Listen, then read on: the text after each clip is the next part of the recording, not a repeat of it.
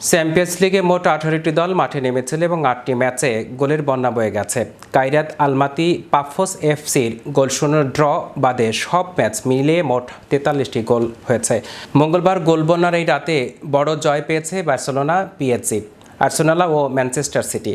তবে বড় দলগুলোর দাপটের রাতে নেদারল্যান্ডসে পিএসভি আইনডহোভেনের কাছে 6-2 গোলের বিশাল ব্যবধানে লজ্জার হয়ে জুটেছে ইতালিয়ান চ্যাম্পিয়ন নাপোলির কপালে, যা ছিল রাতের সবচেয়ে বড় অঘটন। চ্যাম্পিয়ন্স লিগের ডিফেন্ডিং চ্যাম্পিয়ন পিএসজি গত রাতের সবচেয়ে বড় জয়টি পেয়েছে।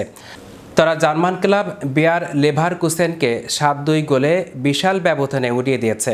অন্যদিকে বার্সেলোনাও ঘরের মাঠে গ্রিক ক্লাব অলিম্পিয়াসকে 6-1 গোলে বিধ্বস্ত করেছে।